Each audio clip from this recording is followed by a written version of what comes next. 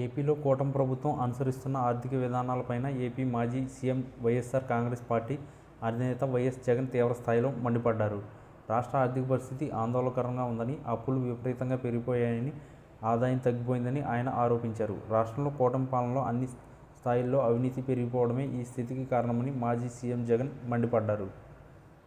CAG లెక్కల ఆధారంగా రాష్ట్ర ఆర్థిక దుస్థితిని వివరించారు. టీడీపీ కూటమి ప్రభుత్వం కేవలం 14 నెలల కాలంలోనే రూ. 1,86,361 కోట్లు అప్పు చేసిందని జగన్ పేర్కొన్నారు. వైసీపీ ప్రభుత్వం 5 ఏళ్లలో చేసిన మొత్తం అప్పులో ఇది 56% సమానమని జగన్ పోల్చి చెప్పారు. ఎన్నికలకు ముందు ప్రజల ముందుకు వెళ్లి రాష్ట్ర ఆదాయాన్ని పెంచుతామని చెప్పారని, అప్పులను తగ్గిస్తామని చెప్పారన్నారు.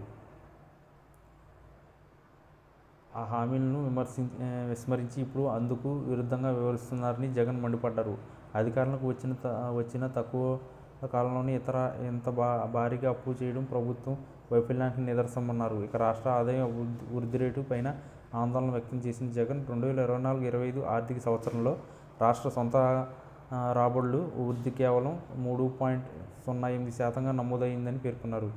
దేశం యొక్క జీడీపీ వృద్ధి 9.8%, అలాగే కేంద్ర ప్రభుత్వ ఆదాయాల వృద్ధి 12.04% ఉంటే ఆంధ్రప్రదేశ్ రాష్ట్రంలో మాత్రం ఆదాయ వృద్ధి ఇంత తక్కువగా ఉండడం ప్రభుత్వ వైఫల్యం కాదా అని ప్రశ్నించారు. ఇది ఏపీ ఆర్థిక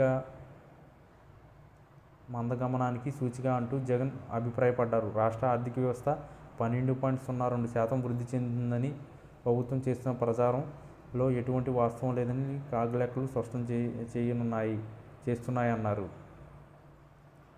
ప్రస్తుత ఆర్థిక సంవత్సరంలో మొదటి 4 నెలల్లో కూడా పరిస్థితి ఏమాత్రం మెరుగుపడలేదు అని కూటమి ప్రభుత్వాన్ని టార్గెట్ చేశారు. జీఎస్టీ, సేల్స్ ట్యాక్స్ వసూళ్లు కూడా బాగా తగ్గాయని ఆయన పేర్కొన్నారు. ఏపీ రాబడి తగ్గిపోయిందని, అప్పులు పెరిగిపోయాయని చెప్పిన జగన్ ప్రభుత్వం తన పాలనా విధానంపై తీవ్రంగా పునరాలోచించాల్సిన అవసరం ఉందంటూ హితవు పలికారు. ఎప్పటికైనా చంద్రబాబు సర్కార్ రాష్ట్రాన్ని అప్పుల ఊబి నుంచి బయటపడేయడానికి తగిన నిర్ణయాలు తీసుకోవాలని, ప్రజల మీద భారం పడకుండా కాపాడాలన్నారు.